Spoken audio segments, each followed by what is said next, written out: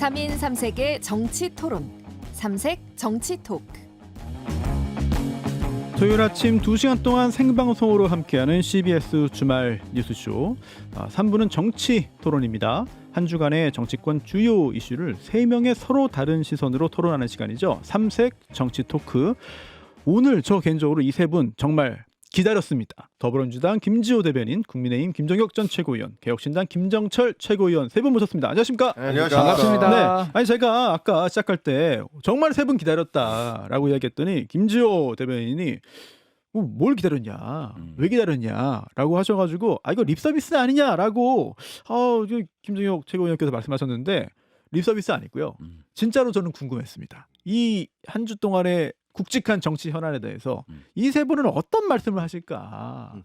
뭐 다른 방송에서도 여러 날카로운 말씀 다 해주셨습니다만 그래도 또 주말 뉴스쇼는 한 주를 또 다 정리하는 그런 또 개념이 있으니까 일주일 동안 하셨던 여러 가지 내놓았던 논평들을 최종 정리해서 우리 시청자, 청취자 분들에게 최종 결론 내려준다 이런 개념으로 해주시면 좋지 않을까라는 생각이 드는데 그런데 좀 전에 저희가 광고 나간 동안 화기애애하게 막 웃었잖아요. 근데 이제 방송 딱 시작되니까 뭔가 비장함과 결연함이 하면 좀 보이는 것 같은 그런 생각도 듭니다. 자, 오늘 다룰 얘기 많습니다만 또 어제 있었던 굉장히 중요한 일이죠. 한미 정상회담 관련된 이 팩트 시트가 나왔고 또 대통령이 직접 또 언론 상대로 이야기도 했습니다. 요거 앞에 경제 코너에서도 다뤘기 때문에 세 분의 총평, 논평을 한 번씩 듣고 또 다음 정치 현안으로 넘어가면 어떨까 싶은데 여당부터 할까요? 네, 네. 그러시죠. 김지호 대변인. 저는 어제 대통령이 직접 브리핑을 하는데 마음이 좀 짠하더라고요. 짠해요? 그러니까 마음고생을 굉장히 많이 했구나. 그게 좀 느껴졌어요. 아하. 사실은 초강대국인 미국을 상대로 관세 협상을 하면서 뭐 그동안 대통령님이 가진 센 척은 다 하셨잖아요. 센 척인가요? 글쎄, 우리가 뭐 미국보다 강대국인가요? 그럼에도 불구하고 나 이거 협상 이거 우리 이익에 부합하지 않으면 하지 않겠어. 계속 얘기하고 그다음에 이 시간을 사실은 굉장히 좀 끌면서 지루하게 끌면서 우리의 이익을 반영시키기 위해서 정말 많이 노력을 했다. 사실 중간에 걱정하는 여론도 좀 있었어요. 그렇죠. 이거 안 되는 거 아니냐. 이제 어제 그러한 중간에 걱정했던 왜 빨리 결과물을 못 내놓냐. 야당 측에서 무차별 공격을 했는데요. 이제 그게 사실은 협상을 하는 과정에서 좀 내부적으로 좀 통일돼서 힘을 모아줘야 되는데 오히려 발목을 잡고 그렇게 공격을 함으로 인해서 협상력이 떨어질 수도 있었습니다.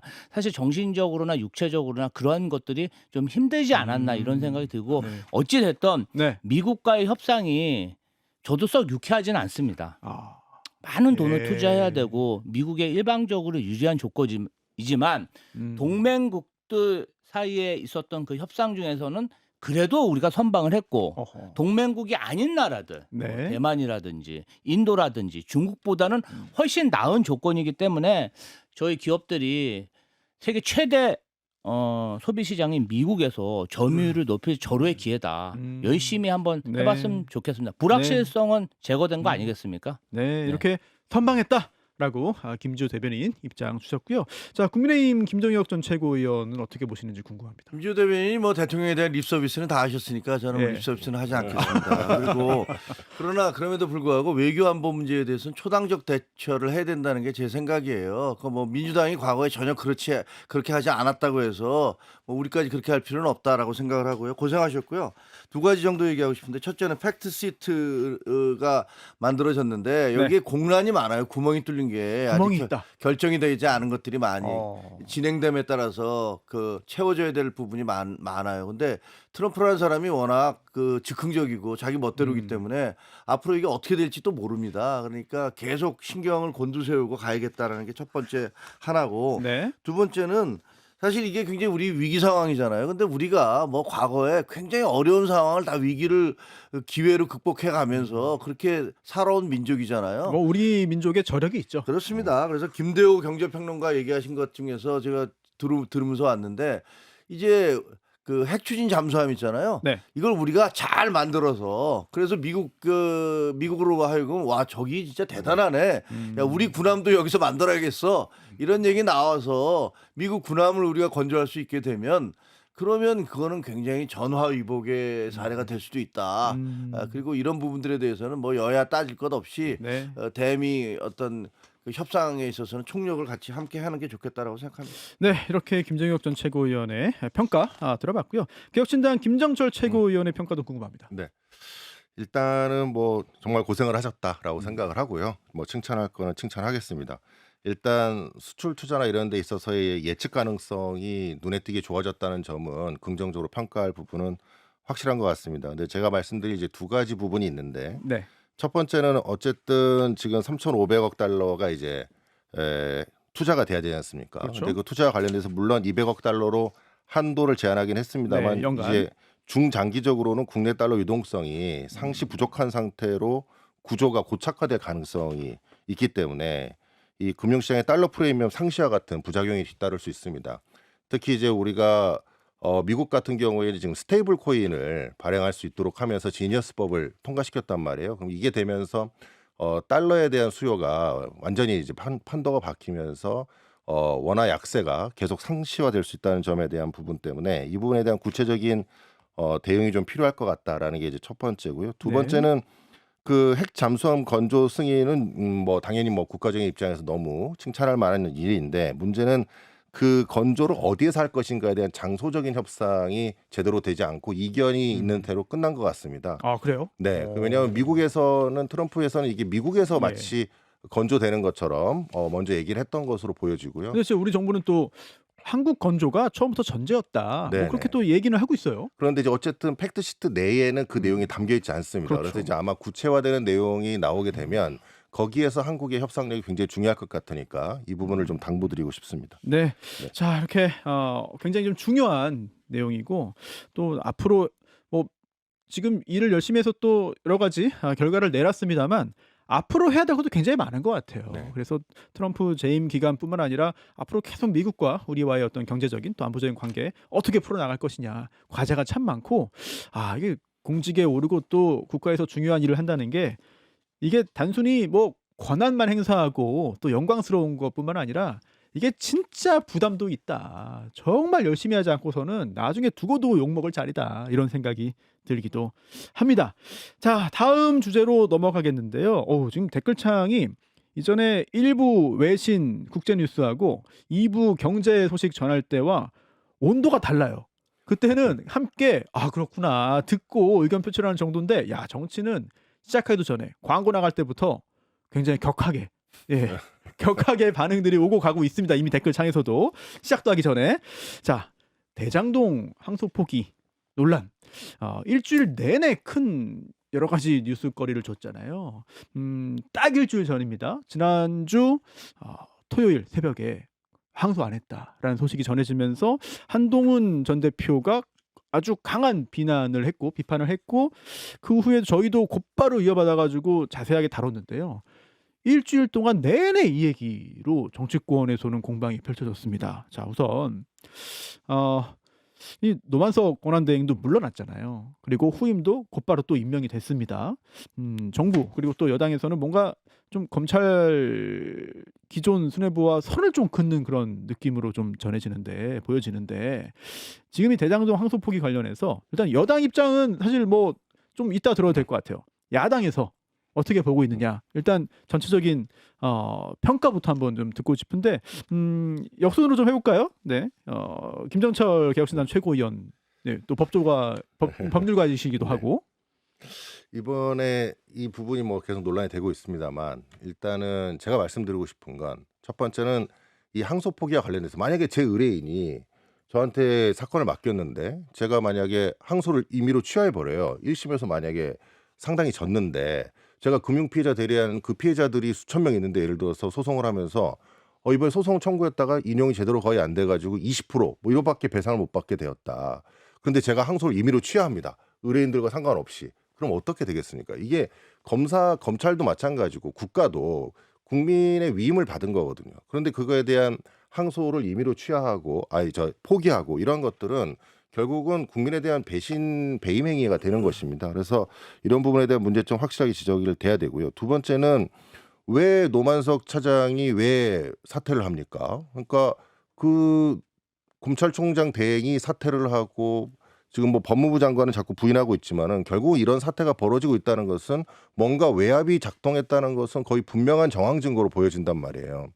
외압이 있지 않고서는 어떻게 이런 일이 벌어질 수 있느냐. 지금 수천억에 대한 환수가 거의 불가능해지는 상황에 이르게 되었고 그런 상황에서 법무부 장관은 신중하게 판단하라 이런 얘기만 했다는 것인데 신중하게 판단하라는 얘기는 하지 말라는 뜻으로 볼 수밖에 없지 않습니까? 구조적인 맥락상. 이건 아마 모든 국민들도 다 동일하게 판단하실 것 같아요. 그래서 이런 측면에서 이 부분에 대한 불법성 부분이 명확히 밝혀져야 된다. 만약에 누군가의 외압에 의해서 이런 문제가 발생했다면 그 사람도 이 7,400억에 대한 손실에 대한 책임을 같이 져야 되는 공동 연대 책임이 있는 사람이다라는 것을 예. 말씀드리고 싶습니다. 야, 이 연대 책임까지 또 말씀하셨습니다. 네, 김재욱 전 최고위원 어떻게 보세요? 그 대장동 항소 포기 사건은요. 당군 이래 최대 사기 사건이라고 일컬어지는 이 대장동 범인들 일당들에게 재벌이 될 수 있도록 그런 기회를 제공해 준 거고요. 항소 포기 과정에서 권력의 외압 그리고 거기에 눈치를 봤던 비겁한 검찰 수뇌부가 합작으로 네. 이런 어마어마한 결과를 만들어낸 거라고 저는 생각을 합니다. 그리고 대한민국이 민주공화국이나 하는 이런 일이 벌어지는 것들을 결코 용납해서는 안 되고요. 여기에 당사자들이 있습니다. 외압을 행사한 지금 외압을 받고서 고개를 꺾은 노만석 그 검찰총장은 꼬리를 빼면서 사퇴를 해버렸어요. 아무 얘기도 안 하고. 그럼 그 사람한테 압력을 가한 사람은 누굽니까? 그 사람들의 실체가 누구죠? 지금 정성호 그 법무부 장관 그리고 정성호 법무부 장관 뒤에 있을 또 대통령이 될지 김현지 씨가 될지 알 수가 없습니다만 도대체 누가 이런 압력을 가해서 이 검찰로 하여금 꼬리를 내리게 했는지 이 부분에 대해서 진상과 실체가 밝혀져야 된다. 그래야지 그것이 정상적인 민주공화국이다. 저는 그렇게 생각합니다. 네, 아니 그래서 지금 김지호 대변인 이야기 듣기 전에 이제 김재욱 최고위원과 김전철 최고위원에게 또 궁금한 게 있어요. 뭐냐면 노만석 검찰 전 이제 권한 대행이 일주일 동안 남긴 말들을 보면은 저는 개인적으로 이게 잘 납득이 안 가거든요. 우선 용산 법무부와의 관계를 고려했다. 또 수사 지휘 가능성을 고려했다. 검찰이 이 정권의 요구 사항을 받아주기 어려운 상황이었다. 그럼 뭘 요구했다는 건지. 또 이전 정권 때와는 달리 현 정권과는 많이 부대껴 왔다. 그럼 이전 정권과는 부대끼지 않은 이유는 뭐고? 그럼 지금 정권과는 왜 부대꼈고 어떤 일이 있었느냐? 뭔가 이상한 일이 있었다는 뉘앙스는 계속 이제 보였는데 정작 하나도 밝힌 건 없거든요. 이런 자세가 과연 책임지는 자세냐라는 개인적인 의문은 강하게 드는데 김정철 최고는 어떻게 보세요? 저는 이제 굉장히 비겁한 변명이다라고 생각을 하고요. 왜냐하면은 본인이 검찰의 어쨌든 대행이던 수장으로서 그리고 이제 검찰청이 지금 폐지를 앞두고 있는 이 상황에서 마지막 자존심을 지켜줬어야 돼요. 검사들에 대한. 마지막 자존심. 네, 그 검사들의 자존심을 완전히 무너뜨려 버렸습니다. 굉장히 지금 마지막까지도 퇴임을 하는 상황에서 그때에서 자신에게 있었던 모든 일들을 객관적으로 밝히고 그것을 명확하게 얘기를 함으로써 이 땅의 정의를 좀 지켜줬어야 되는데 지금 그런 부분에 대해서 굉장히 침묵을 하는 비겁함을 보였습니다. 그것이 가장 큰 문제이고요. 어쨌든 법무부 장관이 직접 하지 않더라도 법무부 차관을 통해서 세 가지의 선택지를 줬다는 거 아니겠습니까? 마치 이제 조폭이 그 수하들한테 뭘 시킬 때 나쁜 짓을 시킬 때 칼을 이렇게 주면서 아무 말을 하지 않는 거하고 똑같습니다. 실질적으로 결국은 모든 것을 고려해서 행동을 했다는 것이고 그 행동을 어떤 행동을 해야 되는지를 본인이 판단을 하고 했다는 거 아니에요. 그러면 결국 이것은 외압의 존재를 간접적으로 이야기하는 것이다. 이제는 좀 명시적으로 얘기해라. 저는 네. 이제 꼭 얘기하고 싶습니다. 네, 김재욱 전 최고위원은요? 그 앵커님이 말씀하신 대로 이분이 그냥 말을 계속 수시로 바꿨잖아요. 처음에 무슨 뭐 용산과 법무부로 뭐 입장을 고려하지 않을 수가 없었다. 뭐 수사지휘가 내려올 것을 우려를 했었다. 뭐 여러 가지 얘기를 하다가 막판에 나가면서는 위에서 결정한 걸 내가 받아들였으면 내가 한 거다. 이런 말 같지 않은 소리를 하고 간 거예요. 네. 이거 다 아시다시피 검찰총장이 그냥 야 위에서 뭐라고 하든 간에 내 이렇게 얘기하면 되는 거거든요. 그 이전까지 그렇게 결정이 됐었던 거 아니에요. 당일날 오후 5시에부터 갑자기 이게 뭐지라고 하면서 바뀌기 시작해갖고 거기 수사관들이 밤 10시 50분까지 당연히 이거 내려고 대기하고 있었는데 위화도 회군하듯이 회군시킨 거란 말이에요. 이런 말도 안 되는 결정이 이루어졌는데 제가 보기에는 이분은요. 이 검찰 역사상 어차피 1년 뒤면 문을 닫을 검찰 아닙니까? 네. 아니 이미 뭐 한식이 죽으나 청명해 죽으나 검찰은 다 죽게 돼 있었는데 네. 거기서 마지막 검찰 수장이라는 사람이 그 정도 결기도 못 보입니까? 지금 너무 어이가 없어서 그래서 이분은 제가 보기에는 어차피 문 닫게 된 검찰 조직의 마지막은 아니죠. 다시 임명이 됐으니까 네. 최악의 검찰 수뇌부로서 역사에 기록될 것이 네. 분명하고요.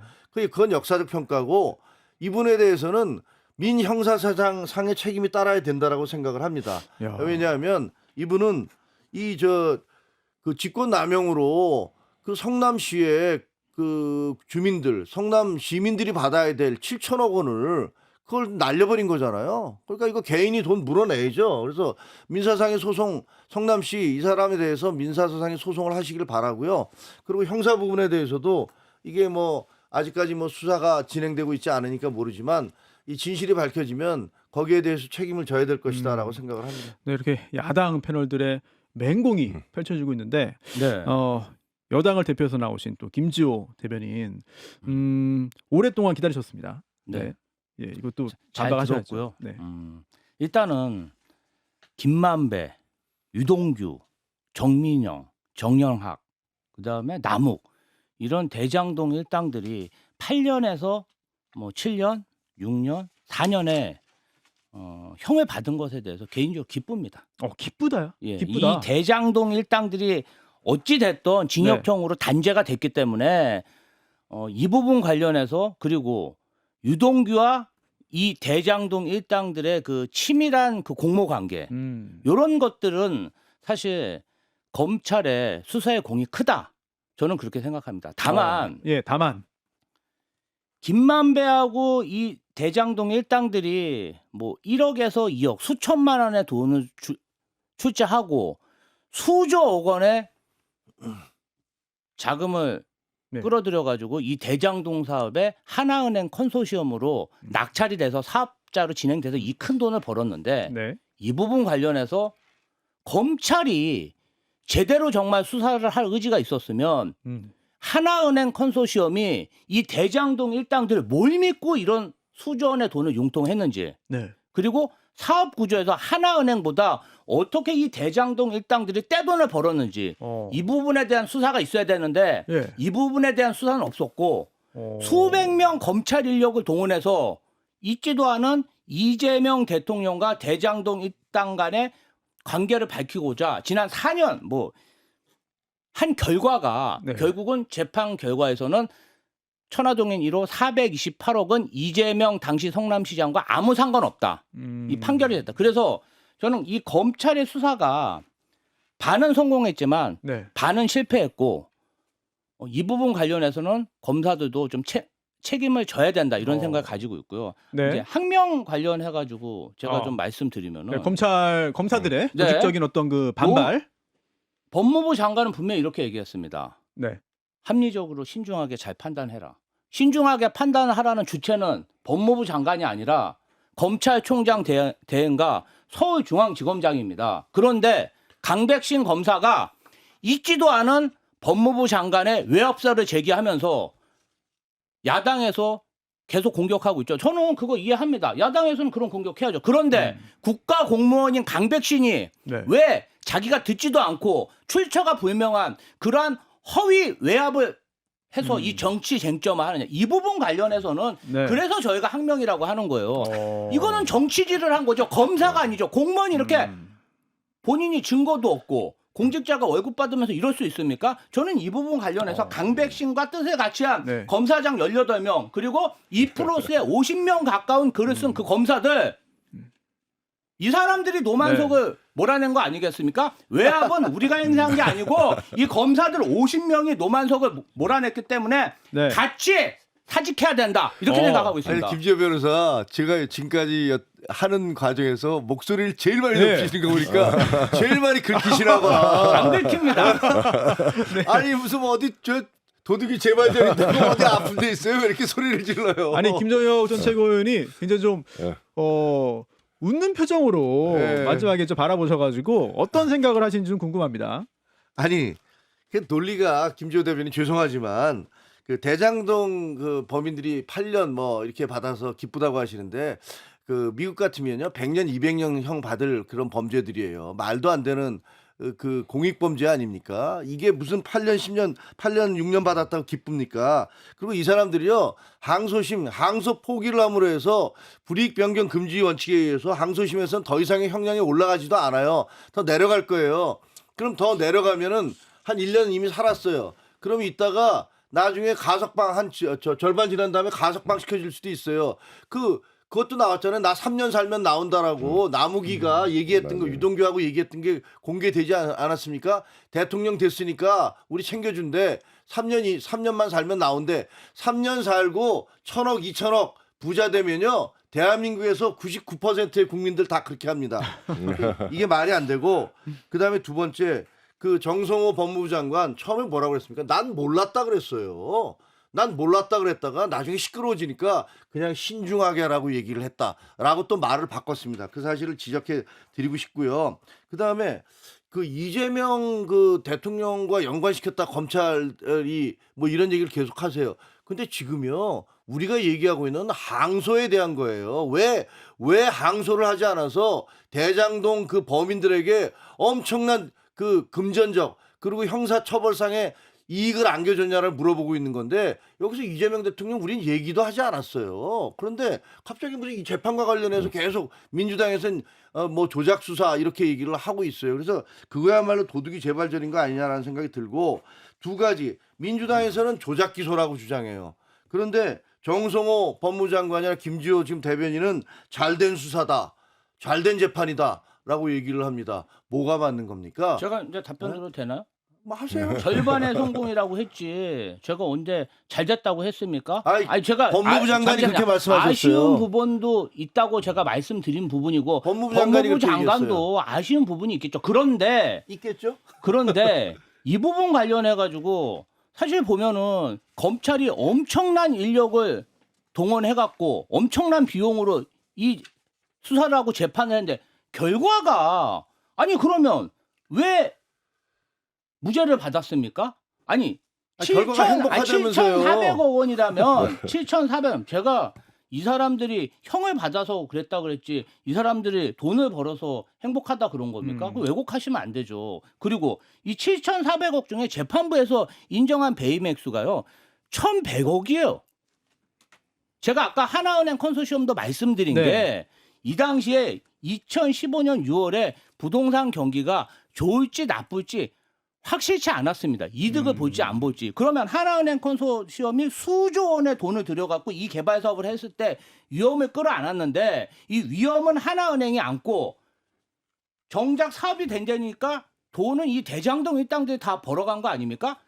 하나은행 컨소시엄 구성할 때 성남시가 역할을 했습니까? 예, 완전- 이재명 성남시장이 역할을 했습니까? 이 부분 관련해서 수사를 똑바로 못하고 정치적으로 오로지 이재명 성남시장 한 명만 잡으려고 하다 보니까 수사가 헝클어진 거 아니야. 전 이 말씀을 드리고요. 요거는 제가 좀 말씀드릴게요. 예, 잠시만요. 네. 그리고 제가 그 조작 기소라고 얘기하는 것은 그래서 재판부에서도 이재명 대통령과 이 대장동 일당과는 인과관계가 없기 때문에 그런데 이재명 대통령 조작 기소한 거 아닙니까? 그 부분 말씀드린 겁니다. 네, 여기에 대해서 이제 김지호 대변인의 어떤 그 수사와 또 이번 민간업자 1심 판결에 대한 평가, 평론, 해석이 있었고요. 김정철 최고위원도 하실 말씀이 많아 보입니다. 일단 이제 말씀하신 것 중에 이제 좀 잘못된 걸 좀 바로 잡으면은 예. 이 아까 하나은행 컨소시엄 얘기를 하셨는데 이런 컨소시엄이나 이런 데에서는 다 캡을 씌워놓은 거예요. 얘들이 투자를 한 다음에 거기서 수익을 얻을 수 있는 금액에 대해서는 일정 금액 갖지 말아라라고 캡이라 그래서 이제 수익을 초과 이익을 못 갖게 다 만들어두지 않습니까? 네, 상한선을. 상한선을 만들어두고 다 약정을 해요. 그 이유가 뭐냐면 그 초과된 이익이 어디에 돌아가게 만들려고 하는 거냐면 성남시에 돌아가게 만든 겁니다. 그래서 보통 다른 시들은 다 그 시나 지자체가 가져가게 돼 있어요. 근데 그거를 어디에 준 거예요? 여기에는 민간 개발업자들에게 넘겨주고 그 캡을 상대한테 씌워야 돼요. 그 민간 개발업자들한테 캡을 씌워야 되는데 그 캡을 성남시가 쓴 겁니다. 도계공이. 그 쓰는 과정에서의 결재권자가 누굽니까? 당시 성남시장입니다. 그러니까 결국은 이거에 대한 말씀하신 내용이 그대로 맞다 하더라도 결국 그렇게 컨소시엄에 대한 이득을 제한하고 이 민간업자들에게 결국은 모든 이득을 가게 한 그 구조를 만든 건 누구냐면 바로 이재명 당시 성남시장인 겁니다. 제가 그러니까 좀 이게요, 말씀드릴게요. 아니, 논점이요. 말씀을 하셨으니까. 논점을 자꾸 이렇게 가는 건 논점 말씀을 이탈이거든요. 하셨으니까 지금 왜냐하면요, 답을 해야 될것 같은데요. 그 법원 내에서 판결 내용에 대해서 네네. 서로가 갖다 쓸 수 있는 증거가 너무 많아요. 한쪽에서는 대장 성남 수뇌부라고 할 수 네, 있고 맞습니다. 하나는 여기 이재명 대통령 예. 관계 없다는 거 확인된 거 아니냐 이런 식으로 누구든지 예. 얘기를 할 수가 있어요. 그러니까 지금 민주당에서는요 이 논쟁이 생기면 어떻게 하냐면 논점을 자꾸 바꿔요. 어떻게 바꾸냐면 항소 부분의 문제점이거든요. 이거를. 네. 근데 거기 나오는 내용 중에 어떤 것들을 끄집어내서 이런 얘기도 있지 않느냐 저런 얘기도 있지 않느냐 하면서 계속 물타기를 하고 앉았거든요. 이거는 전형적인 논점 이탈이에요. 그러니까 그 패널 예를 들면 이 논쟁에 있어서 그런 식으로 물타기를 하는데 네. 넘어가면 안 된다는 말씀을 드리고 네. 논쟁이 이렇게 많으니까 항소를 당연히 해야 되는 거예요. 이렇게 여러 사람들이 이 부분이 맞아 저 부분이 맞아라고 얘기를 하고 있기 때문에 왜 우리가 3심제를 두고 있습니까? 이런 문제에 있어서 1심 재판부의 판결이 그게 신의 판결입니까? 아니거든요. 이재명 대통령도요. 1심에서 유죄 나온 거 선거법 위반과 관련해서 항소심에서 무죄 받은 거 아닙니까? 대법원에서도 바뀌었지만 어쨌든 이것처럼 이렇게 하라고 3심 제도가 있는 겁니다. 이렇게 논쟁이 있으니까 아니 온 나라를 다 뒤집어 놓은 그런 그 사건인데 거기에 대해서 검찰이 항소를 포기해서 그 사람들에게 더 이상 불이익이 갈 수 있는 그런 추징을 더할 수 있는 그런 근거를 다 차단해버려. 그렇게 항소를 포기한 것을 민주당이 예를 들어서 입장을 바꿔놓고 그런 일이 있었으면 민주당은 가만히 있었을 것 같습니까? 그러니까 이게 도대체 손바닥으로 네. 하늘을 가리는 거지. 명백히 잘못한 거면 우리가 이렇게 잘못했다라고 사과를 하고 그다음에 이걸 어떻게 대안을 만들려고 해야 되는데 사실은 그럴 수도 없겠죠. 왜냐하면 이제 항소 포기를 했으니까 이거 구제받을 수 있는 방법이 없어요. 이제 남욱이 뭐라고 합니까? 지금 이쪽 김만배 이 사람들 자기들한테 그 가처분 신청 막아놨던 거 압류해놨던 거 다 풀어달라. 1심에서 판결 이제 400몇 억만 하면 되는데 나머지 재산들에 대해서 왜 이것을 막아놓느냐 다 풀어달라. 이 사람들이 이제 떼부자 되게 생겼어요. 그리고 막아놨던 것들 몇 년 사이에 벌써 100억씩 올랐다고 얘기하지 않습니까? 네. 이게 도대체 말이 되는 일입니까? 아 이렇게 해놓고서 거기다 대고서 뭘 잘했다고 지금 민주당에서 그걸 변론을 하시는 거 저는 이해가 안 돼요. 네, 일단 뭐 형사적으로 추징보 좀 풀어달라라고 했고, 그럼 아마도 그렇게 될 것 같은데 또 민사적으로 동시에 또 중복해가지고 가압류가 되어 있다라는 얘기도 전해지고 있습니다만, 아무튼 이렇게 두 야당에서 아주 좀 강하게 지금 비판을 해주셨는데 김지호 대변인의 얘기 종합해서 반박 듣고 저희가 또 전하는 말씀을 또 들어야 되기 때문에 또 넘어가죠. 일단은 변호사님이 말씀하신 뭐 캡을 씌웠다, 뭐 어떤 지자체든 이런 개발 사업을 하면은 다 지자체가 이익이 가게 한다. 저는요 어떤 지자체가 이런 토지 개발 사업을 해서 4천억 이상 환수를 했다는 얘기 들어본 적이 없습니다. 지금 이 대장동 개발 사업 사실은 기존 20km 떨어져 있는 기존 시가지에 공원을 만들기 위해서 처음 시작됐고요. 거기에 2천억 넘게 돈이 들어갔고 1,800억 이득 환수했고 거기에 운중동과 연결되는 터널까지 뚫었습니다. 그러면 어떤 지자체에서 고양시에서 이런 토지 개발하면서 이득을 내서 이렇게 환수를 한 적이 있습니까? 굳이 뭐 또 다른 지자체를 굳이 없습니다. 언급하실 필요는 없고요. 네. 아니 있으면 사례를 들어봤으면 좋겠는데 여태까지 저는 들어본 적이 없고 그다음에 그 항소 뭐 이거 관련해서 뭐 저희가 뭐 아니 이 주체는 사실은 민주당이 항소를 안 한 건 아니잖아요. 검찰이 안 한 거지. 그런데 네. 저희가 봤을 때 정부 여당이기 때문에 검찰이 여러 가지 자원을 몰입을 해서 이 재판을 했는데 결국은 결과가 좋게 나오지 않았고 이번 재판부가 보면은 굉장히 검찰이 구형한 형보다 높은 형량을 제시했음에도 불구하고 다른 건에 대해서 전부 무죄를 했기 때문에 앞으로 재판을 끌고 가도 실익이 없겠다. 투자한 비용 대비 실익이 없겠다. 이렇게 해서 판단했다고 저희는 보기 때문에 검찰의 항소 자제를 그래도 저희가 그쪽 편에 들어서 논리를 이야기하는 거지. 저희가 항소 포기한 주체는 아닙니다. 자, 그리고 이게 말이 안 되는 이유가 뭐가 말이 안 됩니까? 첫째, 자 그래 그 성남 씨가 네. 뭐 수익을 몇천억을 얻었다. 네.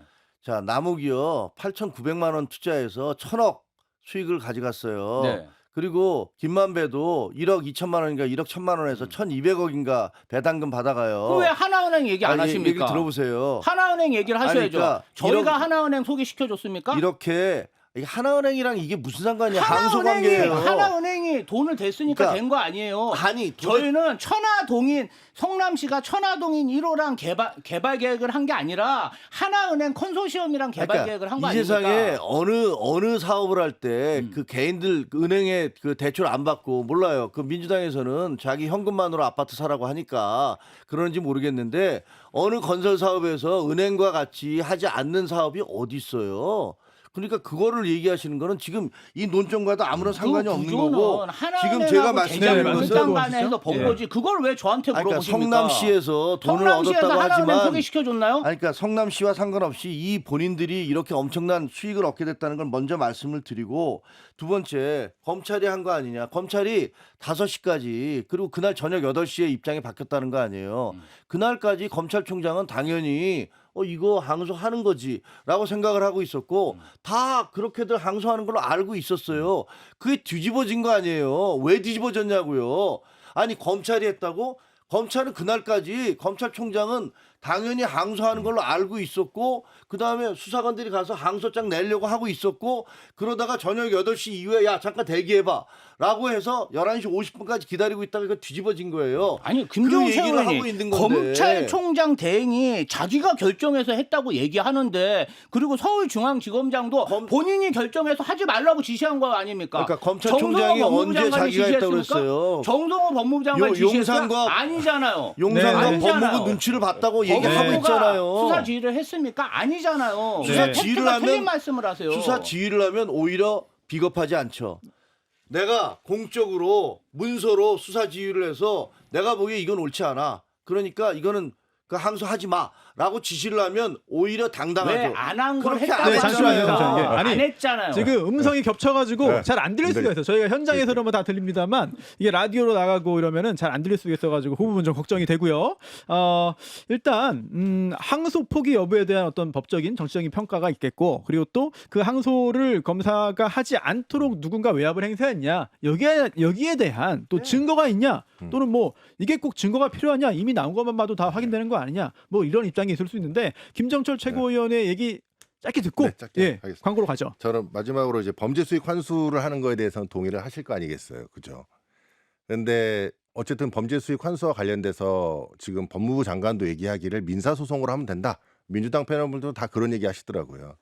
물론 이 민사 소송으로 해서 받는 건 굉장히 어렵습니다. 거의 좀 불가능한 상태이긴 한데 어쨌든 그 말을 그대로 받아들인다면 이재명 대통령에 대한 그 계좌 그다음에 급여의 가압류를 해야 됩니다.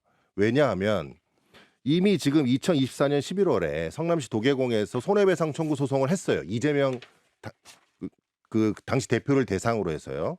그리고 여기에 공범들에 대해서 다 기본적으로 지금 손해배상 청구송이 들어가 있습니다. 김만배. 지금 거기에 대해 추징보에서 지금 가압류를 한다고 하고요. 그러면 여기에 네, 말씀 좀 잠깐만요. 들어보고요. 그래서 예. 이제 이재명 대통령에 대한 통장에 가압류를 해야 되고요.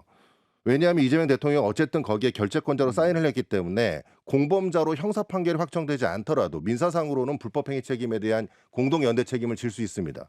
그렇기 때문에 우리가 재산을 반드시 가압류해야 된다는 거. 두 번째는 지금 법무부와 관련된 이런 부당한 만약에 항소 포기가 됐다면 이 항소 포기와 관련된 것도 불법행위가 충분히 이루어질 수 있어요. 이미 뭐 각종의 변호사들이 자기 임의대로 항소를 포기하게 되면 그 변호사를 상대로 소송을 하지 않습니까? 마찬가지로 법무부와 검찰이 만약에 같이 직권을 남용해서 이와 같은 일을 했다 그러면 그에 대한 위법을 반드시 밝혀야 되고 그리고 그거에 대해서 손해배상 청구 소송이 이루어져야 된다고 생각을 합니다. 이게 이제 제가 말씀드리고자 하는 네. 것이고, 네. 네네. 저희가 사실 광고 듣고 와가지고 이거 헌법 존중 TF 얘기도 굉장히 좀 중요하기 때문에 다루려고 했는데 여기서 또 이 논쟁을 토론을 끌으면 또 뭔가 좀 아쉬운 것 같은 느낌 좀 들어요. 완결이 안 되고 세 분 다 하실 말씀이 아직 남아 있는 것 같아요. 그래서 광고 듣고 돌아와서 요 이야기를 오늘 마무리 한번 해보죠. 광고 듣겠습니다. 굉장히 분위기 뜨겁고요. 댓글도 뭐 엄청나게 많이 올라오고 있습니다. 그만큼 굉장히 논쟁적인 그런 소재 주제가 아닌가라는 생각이 드는데요. 이어서 계속 이 대장동 항소 포기 관련된 얘기를 좀 해보겠는데 약간 좀 관점을 바꿔가지고 검찰 얘기도 할 수밖에 없을 것 같아요. 왜냐하면 결국 항소를 하지 않은 건 검사다. 그리고 그 과정에서 어떤 일이 있었느냐 많은 국민들이 궁금해하고 있습니다. 또 의심도 갖고 있는데 그런데 이것도 좀 나눠서 봐야 될 것 같아요. 첫 번째로는 정말 외압이 있었냐라는 것들, 그리고 또 두 번째는 외압이 아니라 하더라도 뭔가 영향이 좀 있었냐 여부도 중요하겠고, 그리고 또 이 검찰에서 나온 얘기 중에 이런 거 있잖아요. 뭐 이전 정권과는 어땠는데 지금 정권은 어떻다, 또 뭘 고려했다, 뭘 신경 썼다, 이거 그 자체가 하면 안 되는 거 아니냐. 그러면은 그동안 지적받았던 이 정치 검찰의 행태가 오히려 인정된 거 아니냐. 또 반대로 또 그런 그 상황에서 그렇다고 해서 이거를 과연 부당한 항명으로 볼 것이냐. 그렇기 때문에 이 징계를 강화하는 걸로 해결하는 것이 맞느냐라는 부분들. 네. 이게 무분별한 어떤 그동안 기계적인 항소에 대한 올바른 자제였냐, 아니면 해야 되는 건데 여러 가지 고려해서 하지 않은 거냐, 이런 부분들 따져볼 게 엄청 많거든요. 자, 하나하나 따지기는 시간이 부족하기 때문에 종합적으로 묶어가지고 김정철 최고위원 얘기부터 좀 들어볼까요? 일단 지금 여러 가지 어쨌든 항소 포기라는 과정에서 뭐 법무부의 의견을 들었다, 뭐 대통령실을 뭐 고려했다, 이런 얘기가 나오잖아요. 근데 이런 고려를 할 게 아니라 누구를 고려했어야 되냐면 피해자를 고려했어야 돼요. 아니, 피해자가 있는 범죄잖아요. 피해자가 없는 범죄의 경우에 뭐 다른 기관과의 뭐 조율을 한다, 이건 뭐 있을 수 있다고 봅니다. 그런데 지금 엄청난 피해를 입은 피해자가 있고, 그 피해가 결국은 성남시가 되고, 그 성남시는 결국 거기에 있는 시민들의 세금으로 관련된 거란 말이에요. 그럼 엄청난 피해자가 있으면 그 피해자를 물어보고 피해자를 고려해가지고 항소 여부를 판단해야지. 그러니까 이것부터 벌써 논리적인 모순이 있는 거고요. 두 번째는 그렇게 검찰이 잘못했다고 하면서 온갖 비난을 하고 검찰청을 폐지까지 한 사람들이 결국은 지금 이 항소 포기한 거에 대해서는 다 잘했다고 칭찬하는 거잖아요, 거의.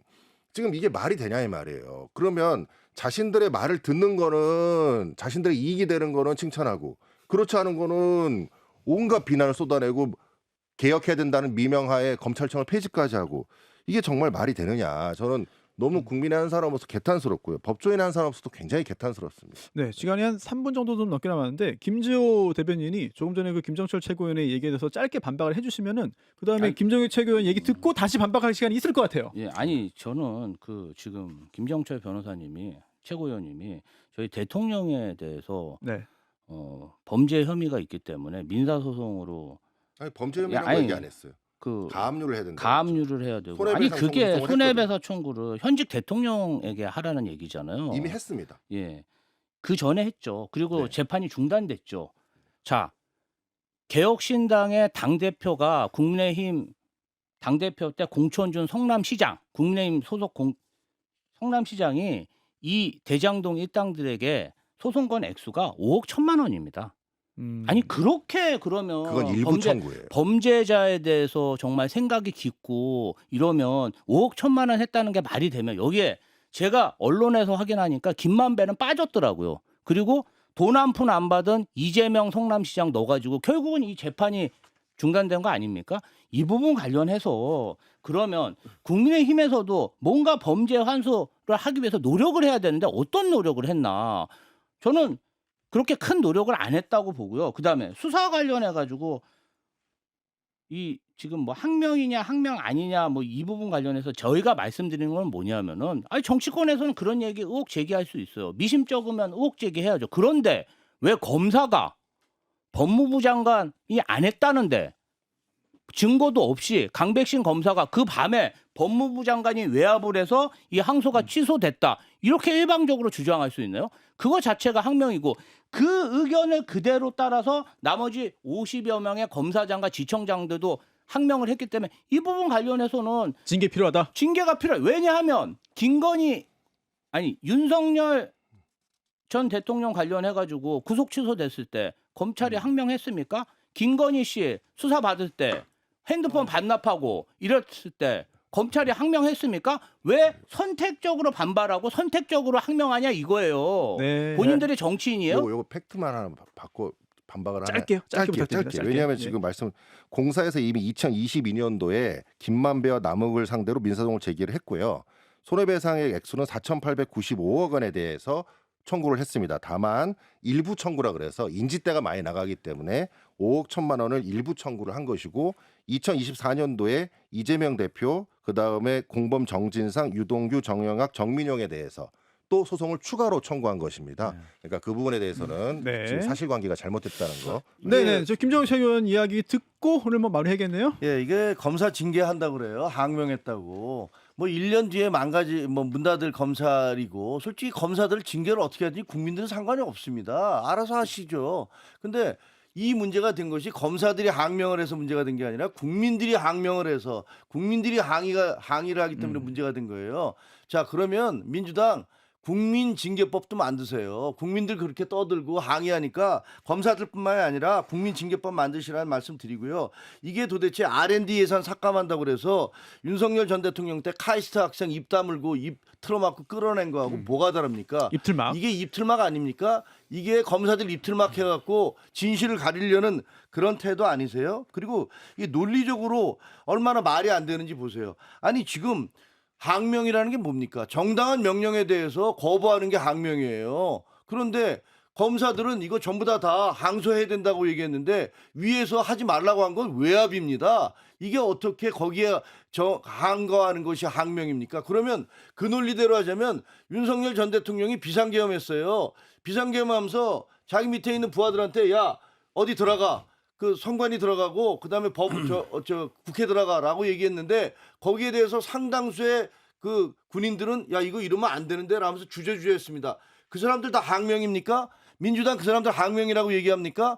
그렇게 잘못된 지시에 대해서 그걸 안 하겠다고 얘기하는 걸 항명이라고 얘기합니까? 민주당 뭐라고 그럽니까? 이거 내부 고발자들을 우리가 박해하면 안 되고 이 사람들 칭송해줘야 된다고 얘기하지 않습니까? 그런데 검사들이 이거 지금 항소 안 한 것은 잘못된 것입니다. 라고 법률 전문가들이 자기 검찰총장한테 이 진실을 밝혀주세요. 라고 얘기하는 게 이게 어떻게 항명입니까? 국민들을 상대로 그러면 징계법 만드세요. 말도 안 되는 소리 하지 마십시오. 네. 자, 저희가 그 시간 순서상 이렇게 하다 보니까 마지막에 이제 김정욱 최고위원의 이 질타에 대해서 민주당 그리고 김조 대변인의 어떤 항변이라든지 이런 내용을 다 전해드리지 못하고 오늘 마무리해야 될 것 같아가지고 그 부분 양해를 좀 부탁드리고요. 그 전에 했던 말씀을 통해서 또 청취자분들이 다 이해하시지 않을까라는 생각이 듭니다. 네, 여기까지 민주당 김지호 대변인, 국민의힘 김종혁 전 최고위원, 개혁신당 김정철 최고위원과 함께했습니다. 고맙습니다. 감사합니다.